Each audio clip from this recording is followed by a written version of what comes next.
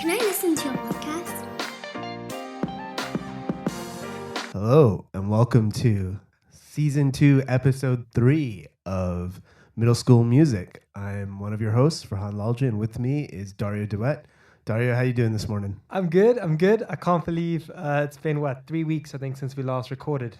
Yeah. Well, we had a problem with the studio last week, unfortunately, but These things happen. exactly. But we're alive and we're kicking and we're back for another episode. Indeed. And what's been gathering your attention in the music industry this week? Quite a lot. I had a funny experience. I went to go see the game in concert about 2 weeks ago with two friends, and he was performing El Chapo, and everyone was jumping up and down. But like, I'm quite chilled sometimes when I go to concerts, and so he decided to stop, point at me. And he says, Wait, hold on. Rewind. So the game is performing, everybody's jumping, you're chilling out, and the game sees you just chilling out and stops the concert? Yeah, I don't know why or what. Like, there's a video of it, and he points at me. He says a couple things, and then he's like, "You." So, like, basically implying that because you're being boring, you have to jump in front of everyone. And luckily, his cameraman came down, put his arm around me. I mean, my two friends thought it was hilarious and decided to film me instead. That is hilarious. Kind of everyone walks away from you. They're like, "Oh, like coronavirus," Corona. This is kind of like the anti One Less Lonely Girl, isn't it? It's like One Less Lonely Girl where Justin Bieber brings everybody up on stage, and kind of every girl is very jealous of the girl that gets brought on stage. You were kind of the anti One Less Lonely Girl. You were the guy who's like pointed out, and everybody's like, "Oh, I'm glad I'm not him." Dude, I felt like dying. If the lights were on, I just would have been like a tomato. Anyway, so he made me jump, and then he stopped, and then made me jump again. Oh, boy. And then luckily he got the crowd involved. But hey, it's pretty cool knowing that the game, I guess, knows That's hilarious. that I'm the kill vibe at his concert. That was pretty hilarious. I mean, I kind of joke. I've seen the video, and I know that he pointed out that kind of you're very English or something, not knowing about your South African roots. Yeah, it's like, I bet you're feeling very British right now. I'm like, I'm not even British, dude. That was very funny. I wonder if that's something he does at every concert during that song. He's kind of spotting the guy. Or I wonder if that was just kind of like on the occasion he saw you and was like, wait a minute, I need to get this dude. I was also wondering. I'm not sure, actually. How was the rest of the concert anyway? Yeah, it was okay. I mean, I saw him 2 years ago. He was a lot less energetic and less fit, I'd say, to perform. Yeah. Nonetheless, and also his sets, because his first 6 songs were from Born to Rap, and I think that he did those because they're slower energy. As you notice, he started doing the more up-tempo stuff. We're starting to interact with the crowd more and kind of take the pressure off him to have to like spit bar for bar. I think, though, if you take into account the fact that Kobe Bryant just died in the past year, he lost Nipsey Hussle and his father. When I last saw him, his father had just passed away. So, I mean, you never quite know what's going on in people's personal lives. Nonetheless, it was great to see him. I always enjoy listening to his music, and I guess... So even though you were kind of caught in that moment... Victimized. Quote unquote. Yeah. You still kind of enjoyed the concert. Still considering also the situation, and I think that's a good point about all the turmoil in his personal life and the relationships he's had. So totally. Yeah. That was good. What about you? Yeah, I'm more kind of looking forward to stuff. We've got we're gonna go see Protege. I don't know if you know Protege. No, he's a reggae artist who's kind of spotted with Chronix and a couple of other kind of new reggae artists. We have friends who are in Barbados, and I think because they're in Barbados, they saw and thought, hey, actually, we should go and see this guy. And so they've kind of bought tickets, and so we're gonna go and see that. So I'm looking forward to that. But no other kind of concerts to think of that I'm kind of looking forward to right now. Did you listen to The Weeknd released a new track? I did. love it. It's on repeat. I did. Yeah. The last 3 tracks by The Weeknd have been pretty decent. Yeah. Dude, he's looking forward to an album, hopefully. March 20th. I think what I like about it is very dark. It reminds me of like horrorcore-esque type music. every song's a banger. I think this one's about his regret with his breakup with Bella Hadid. A little bit of 3-6 Mafia, or kind of some of those kind of goody mob type, where they were quite dark, totally, in that lyricism and kind of the whole ethos around the song. I mean, even if you look at some of the song covers, it looks very, very dark with a lot of blood around his mouth and stuff. So it's quite creepy. Very, very cool. But that being said, new music. I guess something which is pretty interesting to talk about is the tale of two Justins. Indeed. So, it's funny. I was catching up on the Graham Norton show yesterday, and Justin Timberlake and Anna Kendrick were on because they've got Trolls 2 coming on. That's the thing. Now, as the father of a 7-year-old, I'm kind of watching Doolittle and seeing trailers for Trolls 2. So it was kind of timely that Justin Timberlake was on Graham Norton talking about Trolls. And we've been talking about Timberlake and Justin Bieber, and the two Justins that way, because Justin Bieber also has a relatively new album now, a couple weeks out, with changes. Well. It's a week old. How's about let's dig in. Let's kind of compare the careers, and we're going to do that, and then maybe if we've got some time towards the end, we can talk about some new music and maybe some other stuff. Cool, let's do it. So Farhan, let me put something into perspective for you. I listened to Justin Bieber's Changes album, released last week. It's on Valentine's Day, and he's 25. He puts this album out. I'll reserve judgment for now, but to put this into perspective, Justin Timberlake released FutureSex LoveSounds in 2006 at 25 years old. And you think about the masterpiece that FutureSex LoveSounds is and was, and how it paved the way for the sound of pop, R&B, funk, and a variety of other genres for years to come. And you compare that to Bieber, both, I guess, childhood stars. It's quite an interesting thing to unpack. Yeah, I mean, I think the career trajectory and kind of how they began is an interesting kind of arc, right? To get to that point of being 25, 26 and kind of releasing a follow-up album to kind of past success. I mean, I think the interesting thing to note is as Justin Timberlake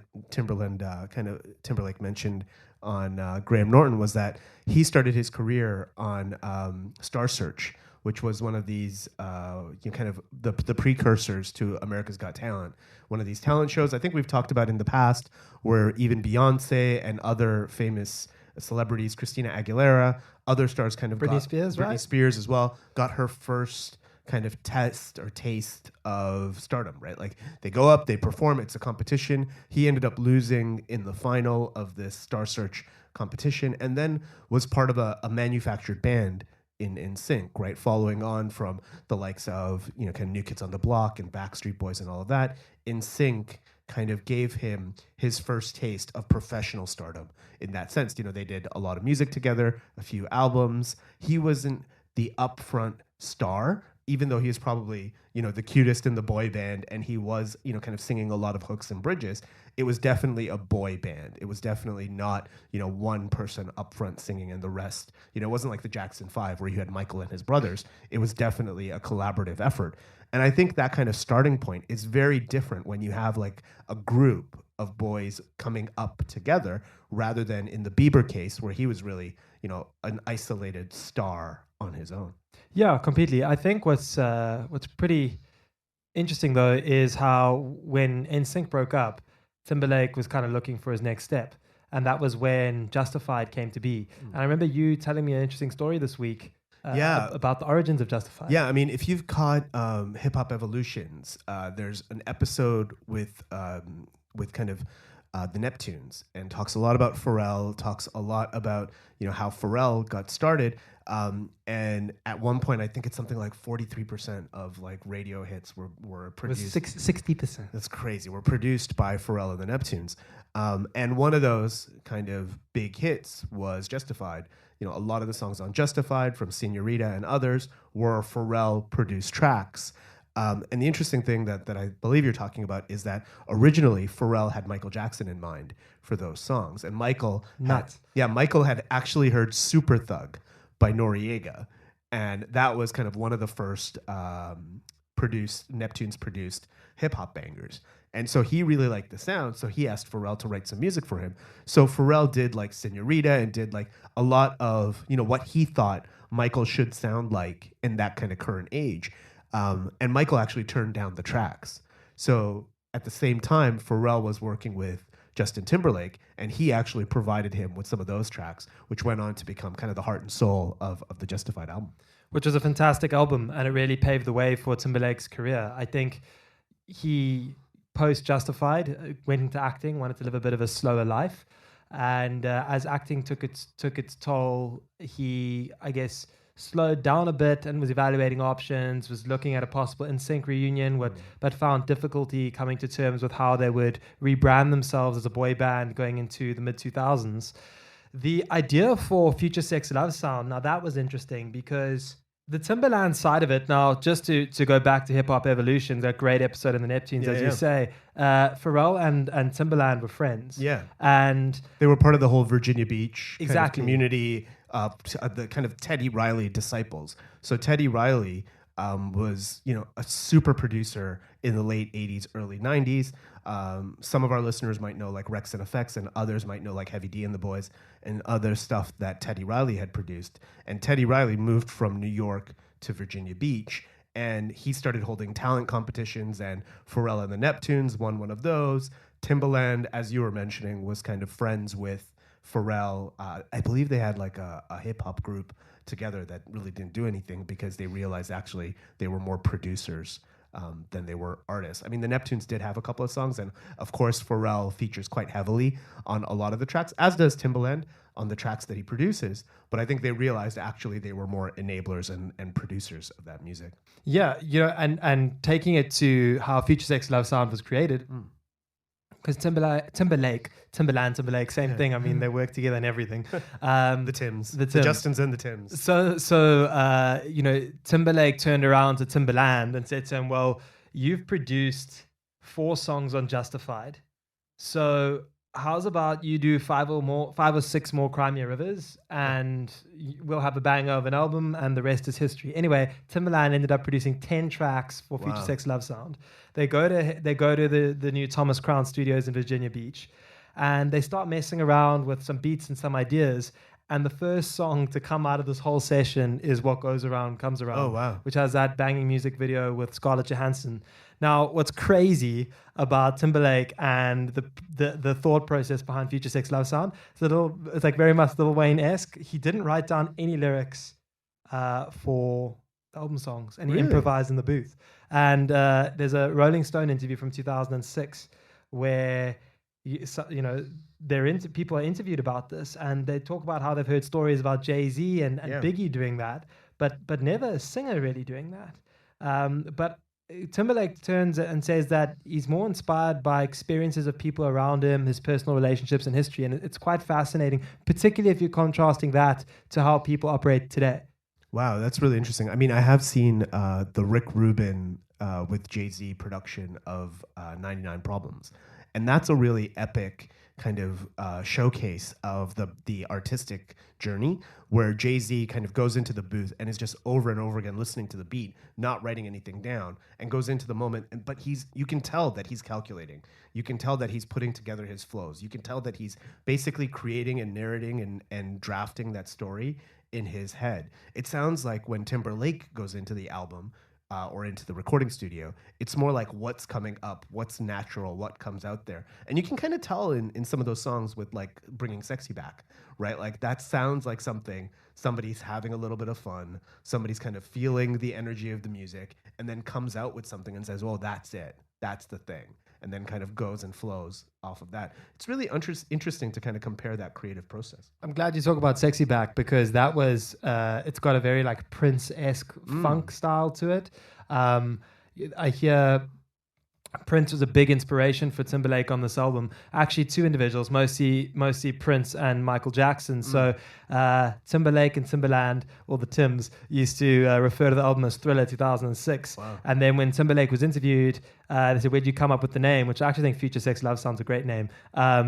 He turned around and said, well, Purple Rain was already taken. And I see Prince didn't take kindly to that. And actually on Timberland's Shock Value 1, which was released 2007, Timberlake actually calls out Prince subtly in one of the songs. Really? Yeah, about the kind response? of snub or the response to actually his form of appreciation for him. Wow, that's really interesting. It's kind of mixed messages there, right? Like I can see because Prince was actually quite a benefactor to a lot of artists, right? Like whether you think about the early days of Sheila E. or whether you think the later days of Lizzo, right? Like Prince was very kind of open to collaborating with young new artists. So it's really interesting to see that kind of Prince didn't take too kindly to that thought. I actually have the new Beautiful Ones book by Prince, and he talks a lot. The artist, the actual author who wrote the book with Prince, talks a lot about how Prince kind of perceived Michael versus Prince and how people thought of Michael as kind of like magical. But Prince was like, no, I'm following rules here. Like the music, the beats, all of that kind of stuff are very kind of thoughtful, thought out, and I'm kind of thinking through kind of how stuff should work together.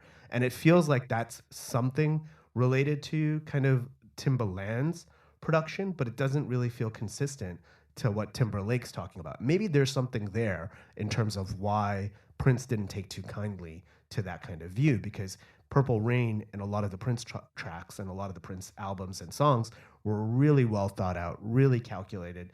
He was meticulous in every word, whereas it feels like Timberlake was spending a lot more time just coming up with the songs on the fly. So it's really interesting to see that kind of parallel and contrast between an artist like Prince and a performer, I believe, like Timberlake. Completely. I think, if you look at the production side or just the influence for that album, just think about it for a second. You have Michael Jackson, you have Prince, you have Pharrell and the Neptunes, as well as Timbaland working on that album. You have Will.I.Am who worked on that album. True. Will.I.Am and Timberlake actually did 4 songs together. It was post Where Is the Love? And Damn Girl was the only one which made the album. The other 3 didn't. And if you think about it, even in hindsight, looking at all the music that's produced between 2006 and today in 2020, songs that typically feature the Neptunes, Will.I.Am, Timbaland, they're awesome. Yeah, totally.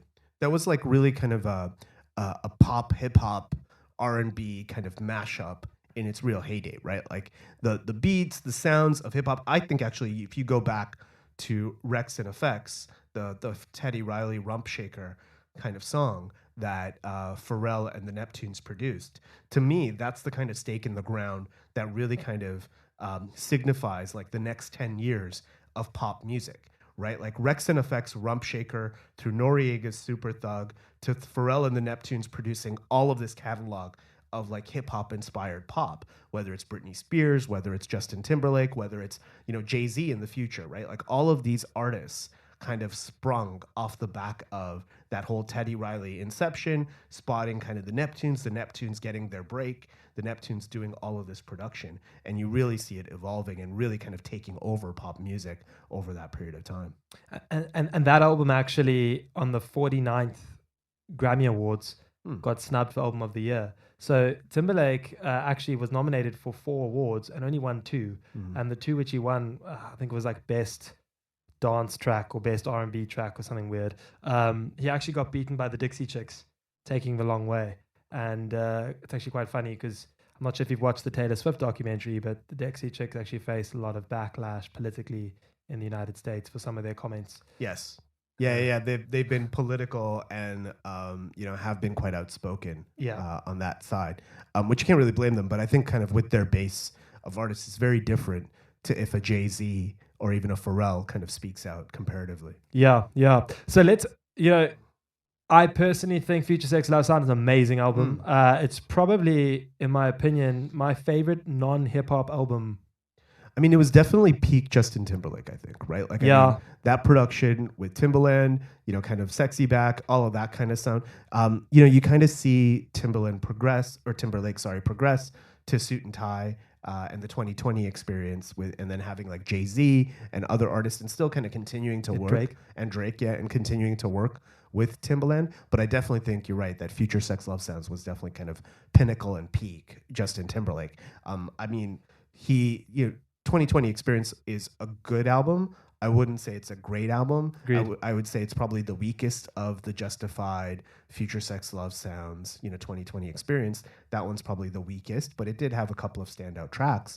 And then, kind of Man in the Woods, where he does something quite different and is experimenting with the style and a different kind of take. It's quite interesting to kind of like lead that into the comparison with the other Justin, Justin Bieber. Bieber. And when you see kind of some of the commonality in terms of some of the production or in terms of some of the, celebrities or some of the spots in terms of where Drake kind of does kind of work with both Justins, or you see Bieber doing 10,000 Hours really recently, which is a very different kind of Bieber song compared to a lot of his kind of historical albums. And to me, that's a real interesting kind of comparison to like Man in the Woods. Yeah, I think if you take a step back and look at Bieber's career, in particular, My World had writing credits from the likes of Frank Ocean. And is that really? Yep. Oh, I did not know that. Okay. You didn't know that? I've learned something on the fly here. Amazing. Okay. There is your Friday fun fact. There we go. He also had, he had subsequently worked with Tricky Stewart and The Dream on Baby, which featured Ludacris. Yep. And don't forget, Bieber was signed by Usher. Yeah. Now, you go past that, and then you look at Journals, which is, again, very R&B Bieber, and then takes a break. I mean, we can tap to the personal life stuff just now, but takes a break, goes into Purpose, but prior to Purpose releases, Where Are You Now with Skrillex and Diplo, and it's this post-EDM phase. Purpose, if you listen to it, and we were discussing this last week, walking back from the studio, and if you listen to the album, it's a great album. It's quite long, but it starts to have some inconsistencies towards the end. Standout track for me there is actually the collaboration with Big Sean. But if you compare that to Changes. Well, let's kind of take an even further step Getting back. too excited. Yeah. And kind of go back to origin stories, right? Like, you mentioned kind of Usher, and it was really interesting to see in the latest kind of YouTube documentary that Usher, attended his wedding, is still kind of a part of his life 20 years later or so on years later. And I think that was a really interesting kind of parallel, right? Like where Timberlake kind of started and was kind of in this. Also, I mean, he did also start on Star Search. Sure, there might have been some discovery there in the same way that Bieber was on YouTube, right? And kind of producing and kind of making his own kind of, hey, I'm going to play my guitar and I'm going to sing some songs here, and Scooter Braun and Usher are going to kind of find me, and off I go to the races. Comparatively, when you have Timberlake kind of in that safe spot of, hey, I'm in a group with a couple of other guys and we're all going to sing together and we're going to go on tour together. It was really interesting to see that, Bieber is front and center on his own, as the man at, a very, very young age compared to Timberlake, who had kind of surrounded himself with a band or other fellow singers. And you can really see that kind of playing out in some of the personal stuff, as you kind of mentioned. Yeah, you're very right. The Timberlake was still trying to prove himself post-Justified.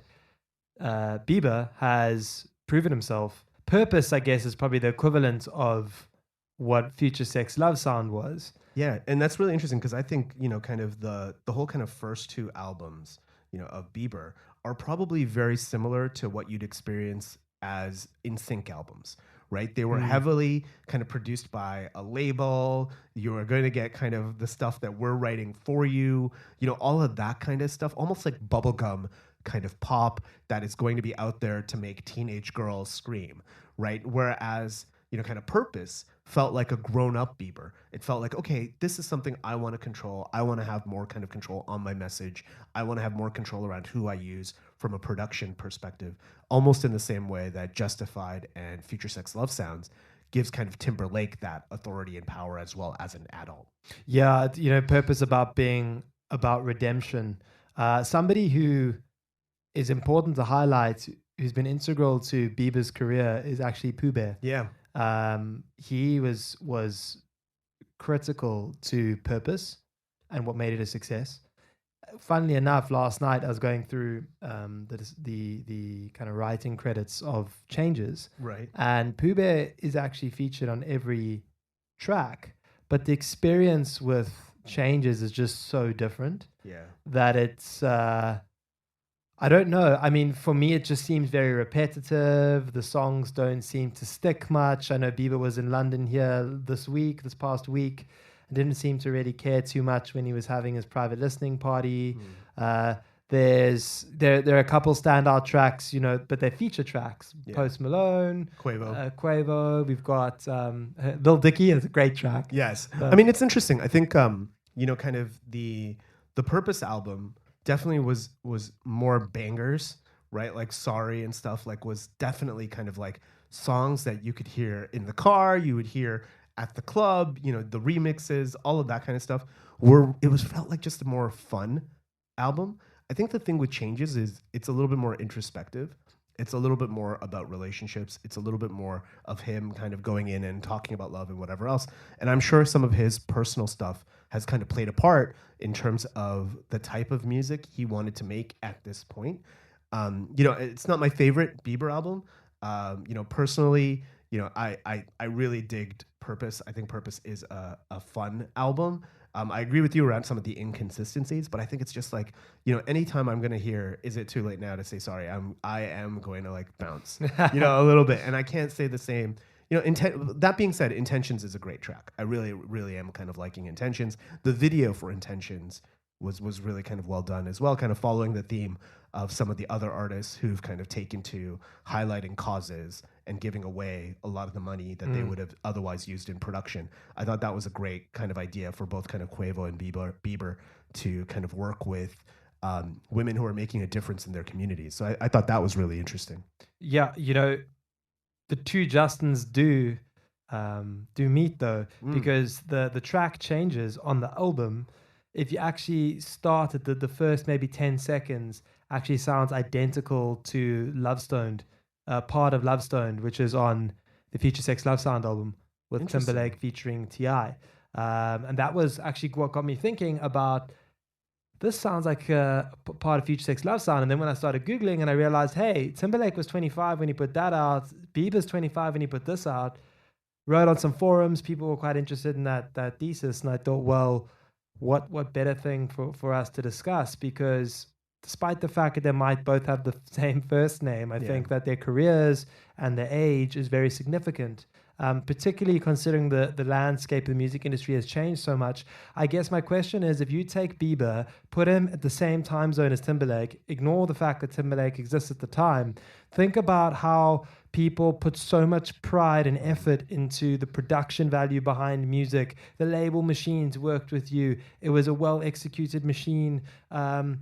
But I haven't really watched Bieber's YouTube show, but I did watch 10 minutes of one of the episodes, or listen to it, should I say. Well, they're all 10-minute episodes. Yeah, they're not very long. Okay, so one of the episodes. Yeah. And I can't quite remember who it was that was interviewed. It might have been Scooter Braun, who said, he's earned his stripes. He now has permission to play. And, this album was dedicated to, I think, his love for Hailey Baldwin. And it's very clear that he's going through a lot of personal challenges and continues to do so. It's kind of weird. I mean, there are some really interesting parallels, right? Like, I mean, I think Bieber is very outwards with his faith. He is very kind of expressive about what's going on in his life. And it does feel that in comparison, Timberlake is more kind of forced to kind of be kind of showcasing his personal life, but has chosen to kind of try to keep some of that kind of reserve, right? I don't know if you'd ever see a Justin Timberlake documentary in kind of the same way, right? I think he's kind of chosen that actually my private life is my private life, and I'm going to make music, I'm going to do movies, I'm going to do voices for trolls and whatever else, but I'm not necessarily going to kind of highlight my personal life, highlight my family, highlight my spouse in this situation, even though she also comes from the creative industry and the arts, as well as, Hailey Baldwin is an up-and-coming model and an artist herself, right? And I think that's a really interesting contrast. I think going back to, the ages kind of thing and around how Justified or, the 25, 26 FutureSex LoveSounds comparatively to Changes at this age, I think, men grow, right, at that point. Like, I think, from, as the group is called, Boys to Men, right? And you can see for both of them, they went through very different boyhood experiences and have become men at these points in their lives. And I think their albums reflect that. I mean, I think the Purpose album was probably a transition album of the going from a boy to a man type thing. And it's an interesting kind of reflection now to see changes. It's kind of like Justin Bieber as a man having things that are a lot more personal, a lot more about his wife, a lot more about his life and relationships and reflecting. And maybe the touring stuff isn't necessarily going to reflect the actual artist journey of actually producing an album, writing an album, working with Pooh Bear, and kind of looking back at your life and making music to reflect that. Yeah, it's a great point. I don't know where we'll see Bieber kind of end up from here. I think, he's just kind of having fun with it. Yeah. I know what he's going to have a Changes World Tour. I read an article last night, a review, which said that listening to Changes is like having a one-night stand without a climax. Oh, boy. So that's quite an interesting viewpoint. Yeah, I mean, I think the point about what happens in the future will be an interesting one. The immediate future, as you've said, is kind of the world tour. And I think while I'm curious to see how that world tour kind of goes, I think really the music is going to be the thing. I mean, I think Bieber, from a performance perspective, like doing 100 dates or whatever he's going to do in a world tour, I'm not sure if that's kind of setting him up for success. Whereas I think he enjoyed making the music. I think he enjoyed kind of doing the documentary. I think he enjoyed kind of getting married and doing all of that kind of stuff and living his life. And it'll be interesting to see. I think there's 3 buckets. There's his living, there's his making music, and then there's his promoting and touring. And I definitely think that's the thing that I kind of am concerned. And I really hope he takes his kind of self-care really properly, because I think while he's enjoying his life right now and he's enjoying making music, from what I've seen in the documentary, it feels like taking the time to go on a tour and all of that takes a lot out of him physically and emotionally. So, kind of looking out for Bieber. I hope he's okay on this next tour. Yeah, it kind of reminds me a little bit of Eminem. Yeah, definitely. But like 25 years too early or 22 years too early. He chooses to tour selectively. Yeah. Also has a history of drug abuse. And then you got guys like Drake, who are just a machine. And I read an article this morning, what Universal Music's giving him an unlimited budget. Jeez. To do what he needs. He's their cash cow, I guess. Indeed. But it will be interesting. I mean, I think Timberlake also talked about kind of making new music, and I'm not sure how much more music he's got in him, right? Like, I mean, I think the 2020 experience, Man in the Woods, all of that kind of stuff felt like, okay, this is kind of the completion of the Justin Timberlake making music kind of cycle. Hopefully he can reinvent himself. I, for one, would love to hear some good new Justin Timberlake stuff. I know he did a song with, was it Meek Mill's? Believe, which is great. Yeah, it's a great track. I mean, think about it. AO Technology with 50 Cent. That's a great song, yeah. But Believe with Meek Mill, stuff which Timberlake touches. It's quite good. Maybe he just needs to be a hook artist. Yeah. Adam Levine's actually tried in the past to do that. He did a song with Lil Wayne now, Funeral, and My Life with 50 Cent and Eminem. Can't really capture it as well as Timberlake can. Yeah, it'll be really interesting to see whether we've seen kind of peak Bieber, right? Like, I mean, I think we definitely saw like peak Timberlake with FutureSex LoveSounds. Like, that album is a great album, as you've said. And it, kind of going from Justified to FutureSex LoveSounds, and then kind of seeing that plateau, going with 2020, Man in the Woods. I don't know if he can kind of come back to those kind of peaks. That being said, kind of comparing them to Eminem, where we saw kind of the latest Eminem, does feel like a reinvigoration of them. So hopefully Timberlake can kind of follow some of that as well. But is it him, or is it the fact that people's listening tastes have changed? Because people use Timberland. I mean, Joyner Lucas has got Timberland production. There are a couple artists that people might not be aware of that actually have used Timberland production in the past recent years, and those songs don't necessarily succeed. Whereas the stuff which is like more generic, trappy, as you mentioned, bubblegummy, seems to kind of work. And is that because now that the label machines are not as prominent and they've democratized access to content creation, that people are becoming almost lazy and less selective in how they appreciate music? Well, it's interesting, right? It's kind of gone from like a collaboration kind of environment to a kind of curated environment, right? Like, you go from the label kind of assigning you producers and kind of songs to choosing one main kind of producer to kind of work with. And I think we've seen that with Bieber. Like, he continues to work with the same kind of production team. He's kind of caught up with Pooh Bear in this latest album. It'll be interesting to see whether either of them, both of them, neither of them kind of follow on from what seems to be the trend now of curating and having various production teams, or kind of going out and finding your random producer with a SoundCloud account or whatever other kind of technology account in order to find these beats, find these new producers, and kind of reincarnate themselves with new sounds. I mean, it'll be interesting to see if either of them can do that. Yeah, I mean, I think Post Malone actually... Oh, yeah. You shouldn't be comparing people, but I think Post Malone's actually, like, way better. Well, in terms of, like... lack of a better word. Well, I think it's more like he's different, right? Like, he goes out, he finds those kind of different beats. He will put Ozzy Osbourne on a song with him. He will kind of really take those risks. And I'm not sure if either of the Justins will be able to kind of take that same level of risk with production and, you know, kind of how they think about curating an album or how they think about putting together songs. Completely. I think 2006, if you look at it from a hip-hop perspective, was pretty poor. The fact that Timberlake could put something out at that time was awesome. 2020, from a hip-hop perspective, right now... Doesn't feel great, but hopefully we'll see how the rest of the year turns out. Early to tell. But I think with the Weeknd releasing March 20th, something to look forward to. So let's wait and see. Great stuff. Cool. What new music are you listening to this week? Well, what have you been listening to? Well, I've been listening to the Changes album. Intentions has been on rewind for me. I've been playing that quite a bit, and also with the documentary. The new music this week, in terms of the Weeknd track, as you mentioned, I've been listening to that quite a bit as well. There's actually a new Kyle track.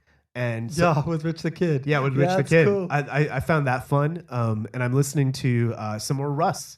I've been picking up, finally, after Dario's been badgering me for weeks to listen to Russ, I finally did. And I have to say, he's a great artist. And I'm really enjoying his flows and his music. So I've been playing that quite a bit as well. Talking of Russ, I see he's got a new track with Trippie Redd. That's the one. I heard that one today as well. Yeah, it's a good track. Russ is great, I think. Very slept on artist. Shake the Snow Globe was his most recent release. Guess What with Rick Ross, standout track. Civil War, which is even a bonus track, is great. What is one of the most hated people in hip hop for strange reasons, and we'll unpack that one day. What else are you listening to, Dario? I mean, the Weeknd After Hours, I've literally been looping that. It's great. It's awesome.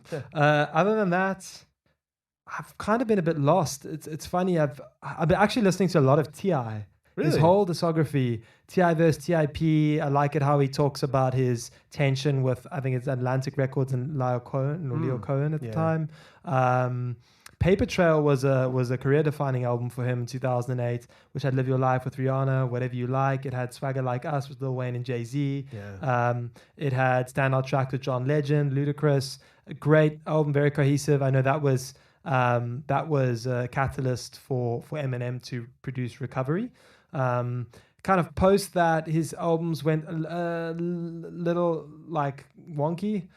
He's decided to go more to create more conscious hip hop in relation to racial tensions within the US. He's got his most recent release with Royce da 5'9", who's actually released The Allegory, which is pretty cool. Just kind of going through some of the new music. I see BTS has released a new song with Sia. They have a very interesting model. They've worked with Lauv, Halsey. They've worked with now Sia. They're working with Logic. They really are straddling well between the US and Korea. They're bridging that gap and just cementing their position as, I mean, a real force to be reckoned with. I guess the big question is, how do they make any money? Someone asks.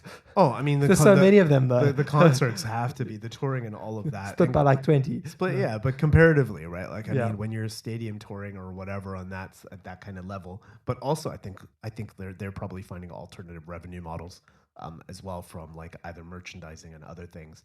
You know, BTS is definitely kind of the craze right now. Speaking of kind of future stuff in that BTS bucket, the new James Bond the new James Bond movie with Billie Eilish kind of doing the track, the No Time to Die kind of song, a little bit let down. Thought hopefully it could have been a little bit better. Boring. Bit boring. It did feel a bit boring, but hopefully the movie's pretty good. I'm looking forward to that. There'll be a new Fast and the Furious. Those tend to have some interesting kind of soundtracks as well. So I'm curious to see what comes out in terms of music from the next kind of Fast and the Furious as well. All right. Well, thanks for listening to Season 2, Episode 3 of Middle School Music. You can find us on Twitter at middle school. That's at MDLSKL_music. I'm Farhan Lalji, and you can find me on Twitter at Farhan Lalji. Dario, where can the good listeners find you? Is that Farhan with an F or a PH? It's an F. You can find me on Twitter at Dario_Devet. And I'm not going to say what you think I'm going to say. All right. Well, until next time, thanks for listening, everybody. Cool. Ciao. Bye.